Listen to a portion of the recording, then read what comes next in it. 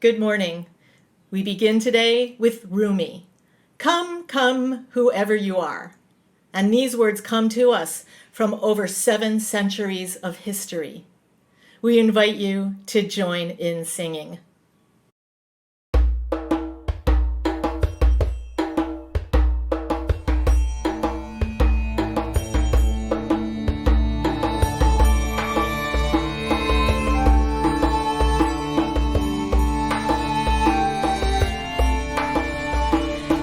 Come, come, whoever you are, wanderer, worshipper, lover of leaving, ours is no caravan of despair. Come, yet again come, come, come, whoever you are, wanderer, worshipper, lover of leaving, ours is no caravan of despair. Come, yet again come, come, come, whoever you are, wanderer, worshipper, lover of leaving, ours is no caravan of despair. Come, yet again come, come, yet again come, come, yet again come.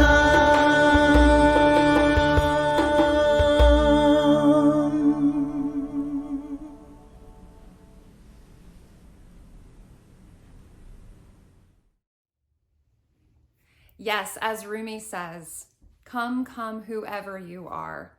Thank you to Misa and Jermaine and Jean for playing that song so beautifully and filling our spirits this morning. Indeed, come, come, whoever you are. You who are still in your pajamas. It's okay. You who have just gotten off the night shift. You brave souls who have been caring for those in need. You who come from other houses of worship who are not able to have a virtual service in this time. You from distant horizons and other countries, welcome. Come, come, whoever you are, to those of you who have never been to a Sunday service, let alone a virtual one, and you who have been coming to Beacon since the first time you stepped through our doors. Welcome. Welcome to Beacon, a community located physically in Summit, New Jersey, but now virtually on your screens and in our hearts. Beacon, a Unitarian Universalist community of like-hearted people who are committed to being radically inclusive, to feeding the human spirit and to healing the world. Are we perfect at it? No, but we are committed to a vision, a world that we dream of. So let us know that you are here. In the chat box, wherever you can find it, on Facebook or YouTube, write your first name and where you are watching from. Let us know that you are here and welcome. Come, come, whoever you are. Come, ours is no caravan of despair. Welcome. We kindle the flame of our faith for the caretakers, the parents and aunties, the uncles and mentors, grandparents, elders, and sages, for the ones who long to be a parent, who were only briefly, or never at all, or who chose with intention not to parent, but to each of us beloved, creating in ever diverse, exquisite ways, family. We kindle the flame for those who nurtured in many forms, and those of us now, each of us, longing for the embrace, the proximity of one another. May the flame gift to the community of care warmth, clarity, and courage for the world yearning to be. Good morning, Jermaine. Good morning, Julie. How are you today? I'm good. Many of you know that Jermaine and I have been meeting every weekday with our pre-K through 8th graders. Very early on when we started doing this, when we began physically distancing from one another 8 long weeks ago, my, what a time it's been. One of our younger attendees asked, what are the rules? What am I allowed to say? What am I allowed to ask? We reassured her that as Unitarian Universalists, we welcome all questions, all comments, as long as they're not hurtful, either to oneself or to others. But it got us thinking, in these stressful times, how are we expressing ourselves? What are we saying to one another? How do we take care of the tension that arises within our bodies? And I think, Jermaine, you have a family story to share with us, right? Actually, I do. I'm one of 7 kids that my parents raised together. They had 7 mouths to bathe, feed, get prepped for the day, and get out the door in time, and then had to get themselves off to work. Of course, none of this happened without some spills, a dash of a tantrum here and there, and the occasional sibling fight. Raising 7 kids and working as a nurse is a double full-time job. And even with my pop's help, my ma carried the weight of the house. But she found creative ways to get us to do the things we needed to keep the house running smoothly, as one with 7 kids could run. We had chores, we had bedtimes, we had rituals like saying grace before every meal, going to church on Sunday, a daily play date in the park if we got our homework done, hugs and kisses before bed every night. All the things to help us navigate our days. Now, my mom is, if anything, a old school Southern lady at heart. She doesn't curse. If you heard the word "darn it" come out of her mouth, you scattered because you knew either 1, someone was in deep trouble, and 2, you hoped it wasn't you. You were expected to use the proper utensil when you're at the table, including using your napkin. Saying please and thank you and excuse me were the ways we were expected to communicate with others, especially adults. But one of my favorite things Ma taught us was how to deal with big feelings once we hit puberty. Ma knew we'd have to find a way to navigate our big hurts without hurting each other or others with our words or anything else. She taught us to use our bodies and a baseball bat to hit a tree stump when we had a big burst of emotions that we had to get out. Just the stump, mind you, not a real tree, which actually might have had feelings. Some people yell into pillows or punch bags. We Howards smack balls and tree stumps with baseball bats. I even have a little one for my car. It gets the emotions out and it helps us to return to our normal. And to this day, if you go to any of my siblings' houses, you will find a Louisville Slugger. That's a kind of baseball bat for dealing with the big feelings. This one's mine. That's great, Jermaine. Thank you. It's a little bit like, it reminds me of my annual trip to India, where the traffic is so crazy and you get used to people rolling down their windows and just letting out a string of expletives. That means swear words, right? And when we come back to New Jersey, because everything is so nice and neat and organized, except for the New Jersey jug handles, I will say I don't like those. It takes me a while to adjust and say, wait, can I really swear? What are some of the words that are allowed? So we invite you to consider different ways of expressing yourself during these stressful times. What are you doing these days with your emotions, the big ones and the little ones? How are you expressing yourself? How are the people in your family responding? Maybe, like my story, your methods will become a way of life or even possibly a family tradition. Can't wait to hear what you've got for us when we're back at Beacon. Bye. Bye. Bye-bye.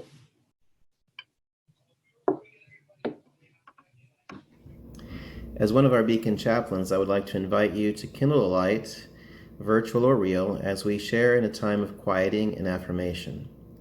Please feel free to type in the chat the names of those you are holding in your heart now.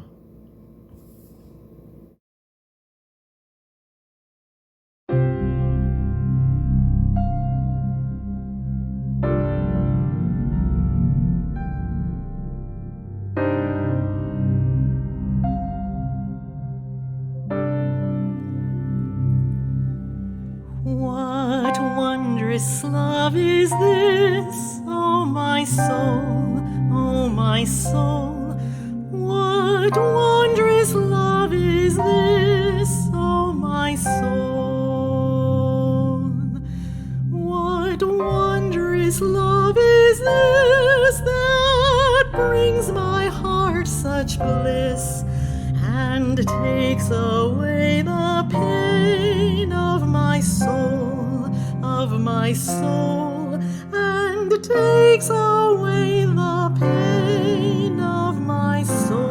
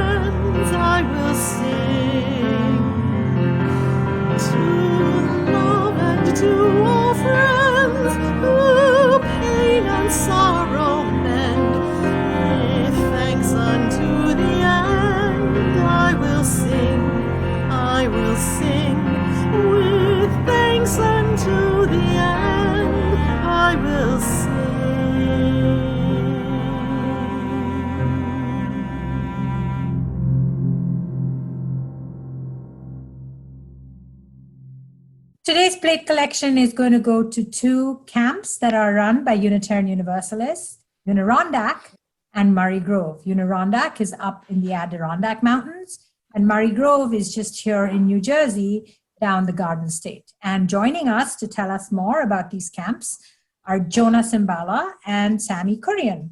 So let me ask you guys a few questions. Jonah, you've been to Unirondack. How often have you been to Unirondack? I've been to Unirondack, I believe it is for 3 or 4 years. I can't remember, but I think in total I've been there a collective 10 weeks. So I think I know the place really well. And yeah. Thank you, Jonah. What do you like best about Unirondack? Personally, I like the overall environment and how inclusive it is. It doesn't matter what race, ethnicity, or sexuality you are. Everyone accepts you for who you are. And I mean, it's just a place that people can blossom. Thank you, Jonah. And Sammy, tell me about Murray Grove. How often have you been to Murray Grove? When did you start going?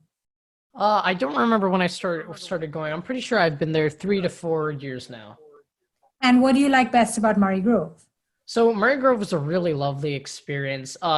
As Jonah said, in Murray Grove, everyone was friends. Everybody was connected. We all felt like a community, and really the love and the friendship there was just extraordinary. And I really enjoyed it. I built many friendships. There were so many fun activities, and it really got me to connect with other people who I didn't know. And I realized that I would totally go back each and every year because the experiences, the learning experience, as well as the social experience was just very, very influential. Okay, thank you very much. Can you tell us about some of the things you learned? Because you're gathering with other Unitarian Universalists, right? So can you tell us a little bit about some of the things you learned while you were there? Yeah, so on top of all these fun activities and socializing with friends, and even the night we'd have like a campfire and roast marshmallows, etc., we did learn a lot of stuff. So each year there would be a special event. We may learn about animals near the place or that are endangered, etc. And there were a couple of cool learning activities. I do remember that correctly. We got to do a lot of experiments. Sometimes there were like cooking experiments with professional chefs, and we got to make our own dishes, etc. Or we got to touch like the shells of animals that are selective for that region. We'd split into groups, and the counselors would take us off, and we'd try to come up with a lot of covenants and also reinforce proper values, and we'd have very interesting debates. So it was really a learning experience in the sense that we got to kind of express our opinions and thoughts and connected them together and really formed and even when we disagreed, we were able to kind of keep that sense of that we're all UUs, we're a community. Thank you, Sammy. How about you, Jonah? What did you learn at Unirondack that has stayed with you? I think one thing that I learned at Unirondack is, I mean, there's so many things that, you know, there's life lessons like be kind to people that you see, don't judge a book by its cover, same thing, like always ask someone, like if you're going to call someone who you believe is a he, say, excuse me, what are your pronouns, if you feel comfortable sharing. Like just Great. making sure that they feel comfortable and feel that they can talk to you, because that's what creates a safe place and an area that people feel safe to talk to you. That's great. Thank you, Sammy and Jonah. And this year, we're not sure whether the camps are going or not, but we do know that they are nonprofits and they will really benefit from our members' generosity today. So please give as generously as you can for these fantastic summer camps. Thank you, Sammy and Jonah. Bye.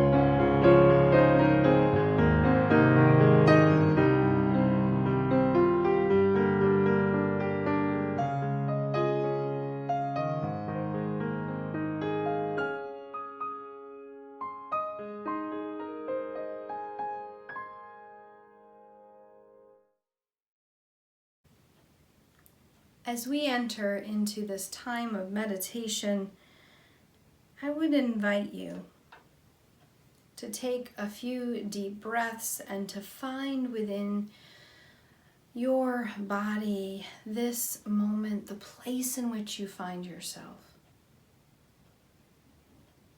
A center, a point upon which to rest, perhaps to focus, even a sense of balance.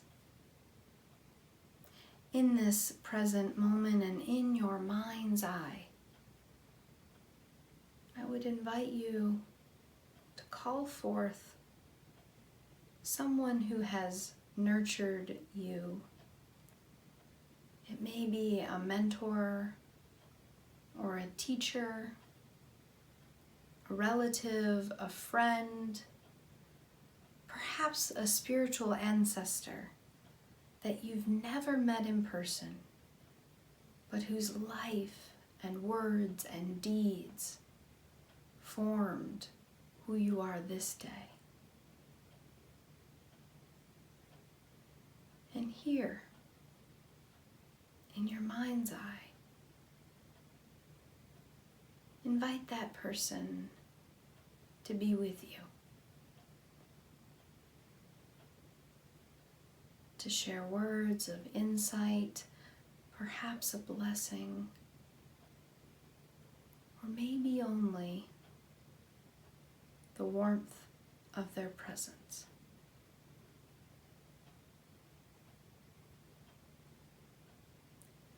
Here we give thanks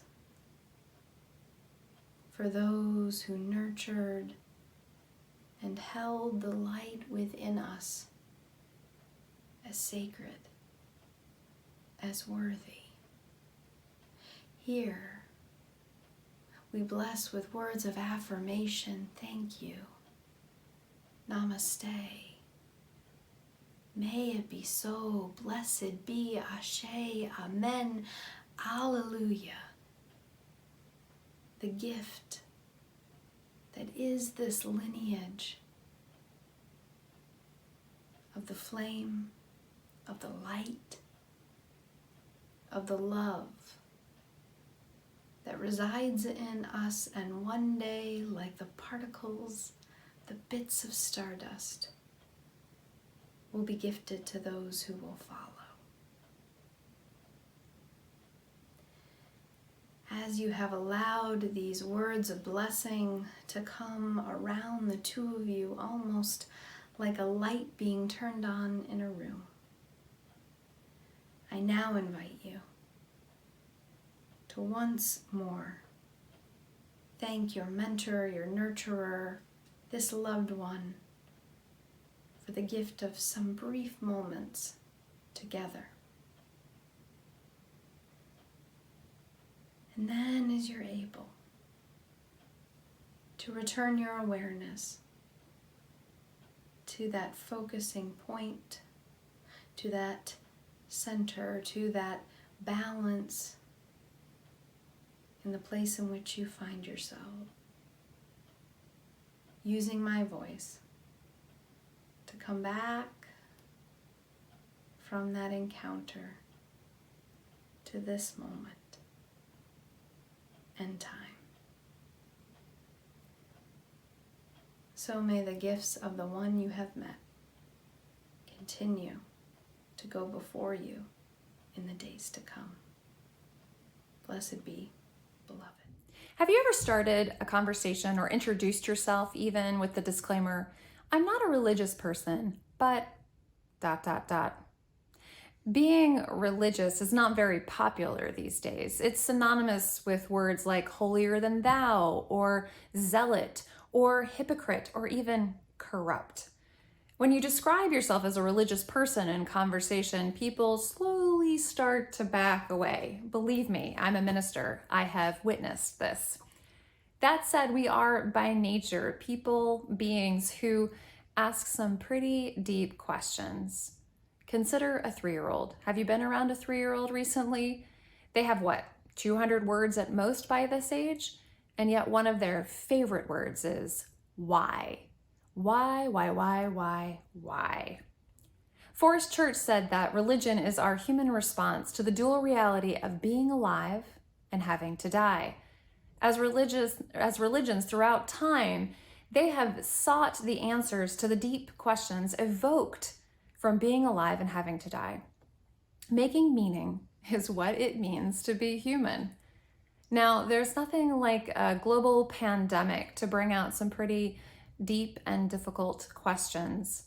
While we adults might try to distract ourselves, our children are having none of it. The daughter of New York Times cartoonist Emilie Flake has had no problem asking her mother the existential questions of this pandemic. Questions that Emilie is not ready to answer. Questions like, who am I without my school and my friends? Why are we even here? Who are we if we can't help people? If we have enough food and water, why can't we just feed everyone? Do our leaders want people to die? Are they evil? Why did the 89-year-old survive the coronavirus and the 39-year-old parent die? Adults, do you ever feel like you're supposed to have it all figured out, and yet you arrive at adulthood with more questions than answers? Do you? Feeling like you're relentlessly struggling to make meaning of it all? Just look at Mother's Day today. On the surface, it's a day in which all of us, every single one, has the best mom ever. Just look at Instagram, look at Facebook, check it out. But you go beneath the surface and you find people, when they talk about Mother's Day, see the complexity of this day. They show you the struggle of this day. They show you more questions than answers. The pandemic is no different. Go beneath the surface and we are all filled with existential questions. As meaning makers, dare I call us religious beings, I wonder if we can teach our children, and maybe start with ourselves, teach ourselves a new way of living the questions. The prophets and guides that I have long admired were actual, simple storytellers. They allowed their listeners to weave meaning from the stories. It is a reminder that we might want to move away from trying to be certain in our answers and instead to move into our creativity. And so instead of answering questions this week, pretending to answer questions. What if we created and told stories? Stories of this time. Imagine telling a story of this time to a child in 2050.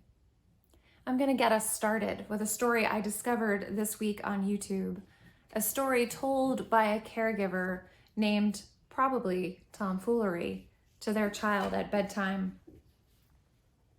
The story goes, it was a world of waste and wonder, of poverty and plenty, back before we understood why hindsight's 2020. You see, the people came up with companies to trade across the lands, but they swelled and got much bigger than we ever could have planned. We noticed families had stopped talking. The children's eyes grew squarer, and every toddler had a phone. They filtered out the imperfections, but amidst the noise, they felt alone. And every day the skies grew thicker till you couldn't see the stars. So we flew up in planes to see them, while down below we filled our cars. We filled the sea with plastic because our waste was never capped, until each day when you went fishing, you pulled the fish out already wrapped. But then in 2020, a new virus came our way. The governments reacted and told us all to hide away. And the people then dusted off their instincts. They remembered how to smile. They started clapping to say thank you and calling up their moms. And while their car keys gathered dust, they would look forward to their runs. And with the sky less full of voyagers, the earth began to breathe. The beaches bore new wildlife that scuttled off into the seas. And so when we found the cure and were allowed to go outside, we all preferred the world we found to the one we'd left behind. Old habits became extinct and they made way for the new, and every act of kindness was now given its due. As the storyteller finished the story, of course, there was another question from the child. But why, oh why, did it take a virus to bring the people together? The storyteller's eyes grew teary. Well, sometimes you've got to get sick, my child, before you start feeling better. We now call that time the Great Realization. And yes, since then there have been many. But that's the story of how it started and why hindsight's 2020. My friends, meaning makers old and young, weave tales of this time, this week, and in the weeks to follow. Keep weaving tales. And with the prayer of many, may the stories that we weave become our future. Amen.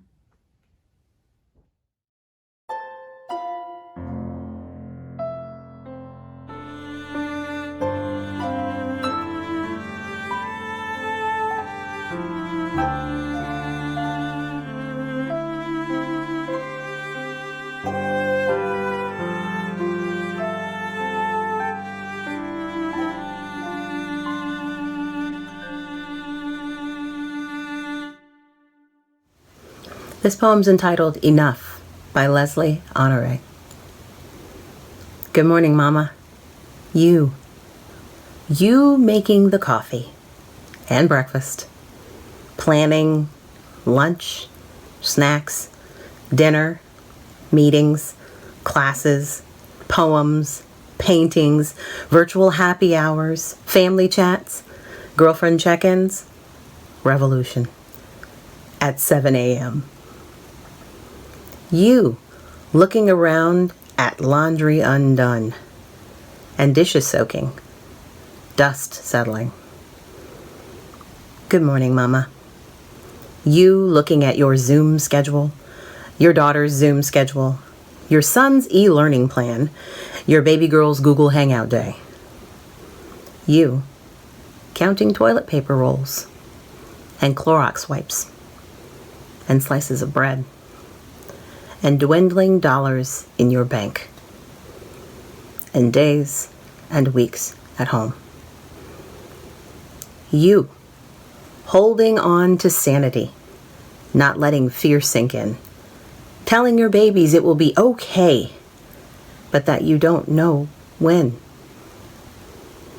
You, looking in the mirror, not recognizing yourself. You, putting on jeans and makeup and earrings, trying to remember what a date was, what a hug was. The sound of buzzing, bars, a restaurant, church, summer, trying to feel normal. You, attending online memorials, weeping with your family, saying goodbye while staring in your laptop. You, wishing you can do more. You in your room at night alone, with that tight feeling in your chest, counting breaths. 1, 2, 3, 4. Inhale. 1, 2, 3, 4. Exhale. You, Mama, are enough. You are doing enough, surviving enough. You are productive enough, compassionate enough, moving enough, adjusting enough. Your kids are learning enough, FaceTiming enough, laughing enough. You are connecting enough and healing enough. It's enough to get through another day whole. You are still whole, full of hope. Hey, Mama, you, the one feeling overwhelmed, discombobulated, scared. You will get through this, to the other side of this. It will be okay. You are enough.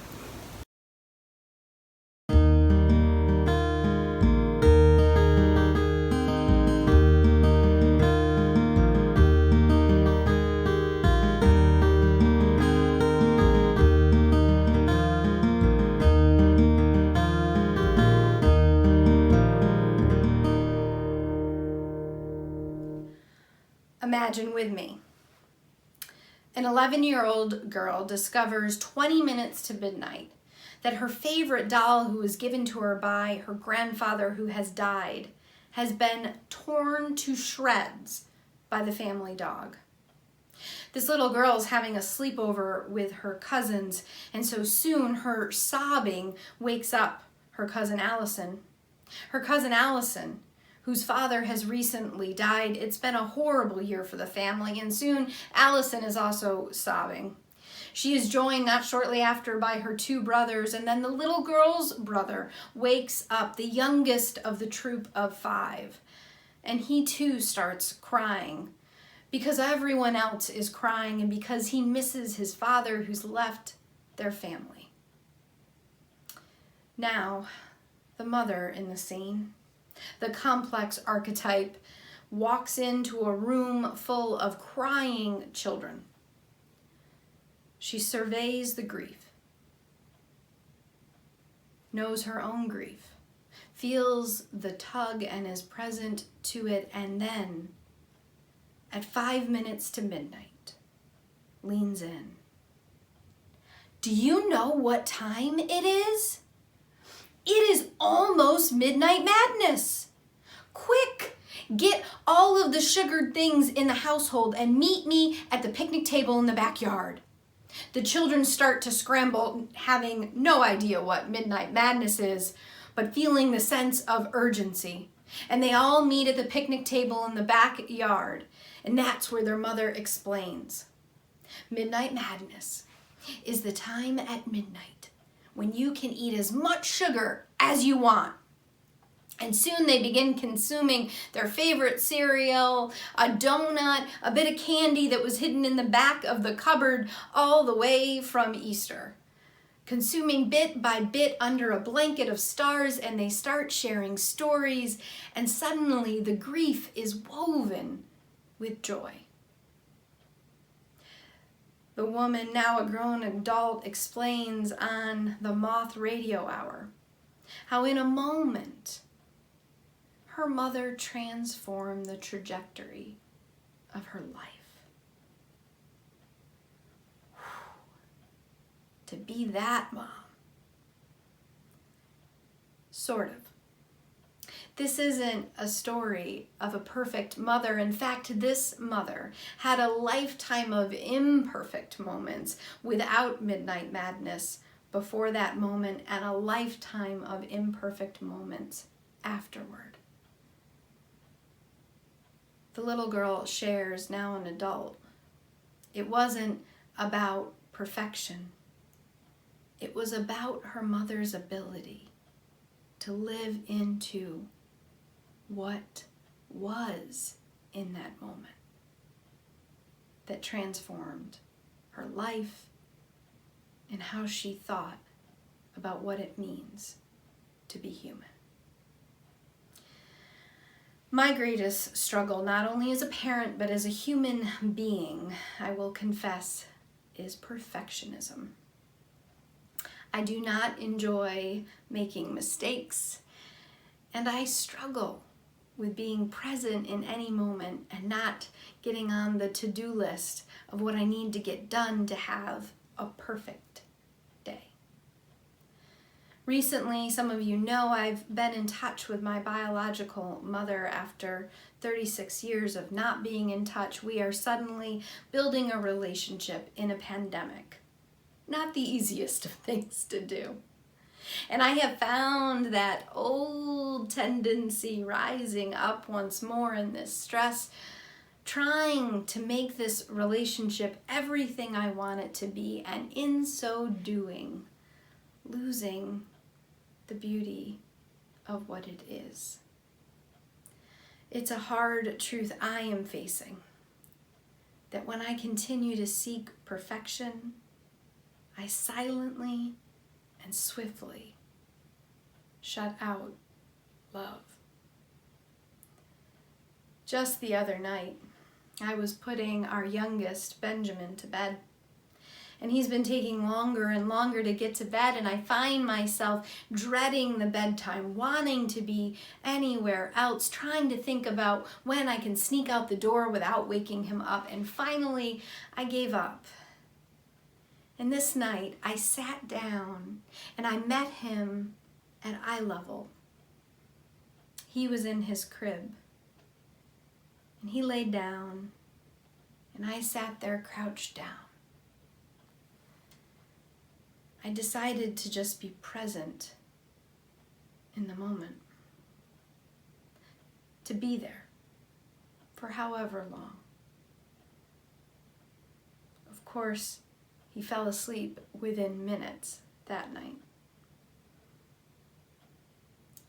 And I stayed, no longer wanting to sneak out the door, putting aside the work, putting aside the thousands of tasks that called, even just the cell phone. How few moments there will be left like that for me as a parent.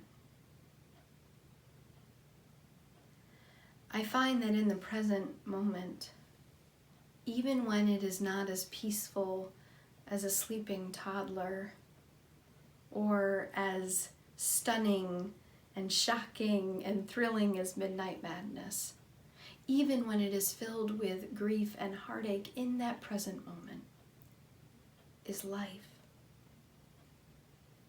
And when I can rest in my universalist faith that there is a love beyond measure that holds me, when I can rest in that faith and find the courage to stay here, wherever here is. I know in my bones that love that I would call God, that others would call the spirit of life, that energy of both potentiality and healing and hope is there with me.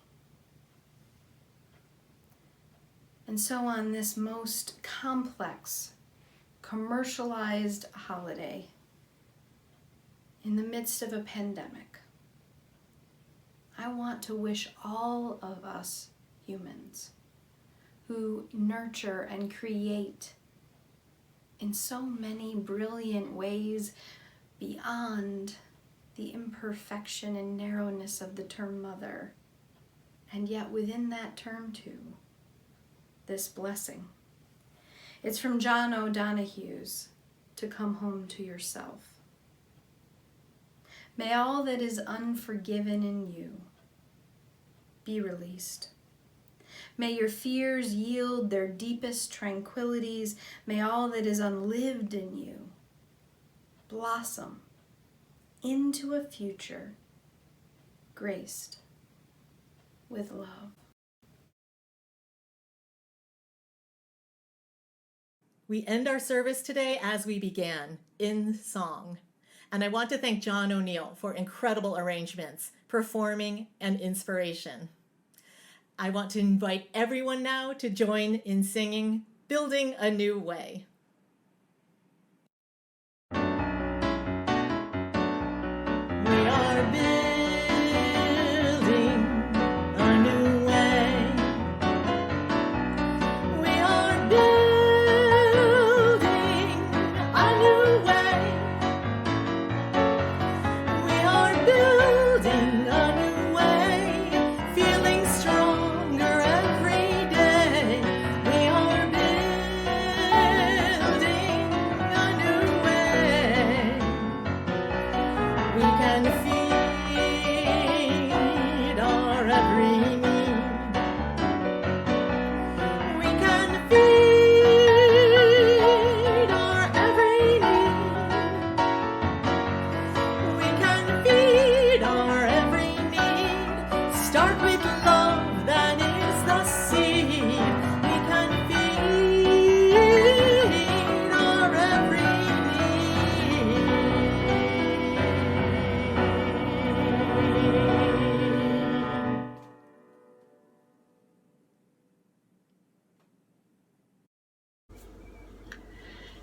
Do you want to chat more about the service and topics that were shared today?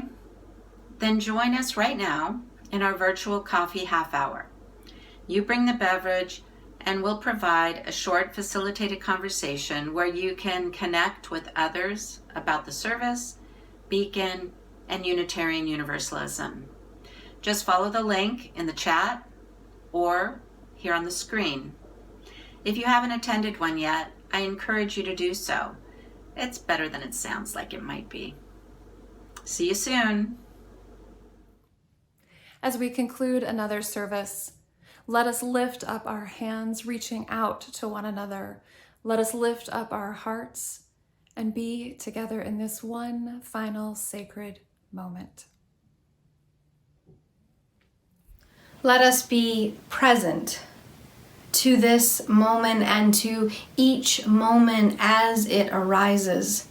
And in that presence, may we discover that love taught of by our spiritual ancestors, our greatest gift to the generations to come, the love that holds all and yet can heal all. May that love be humanity's this day and all.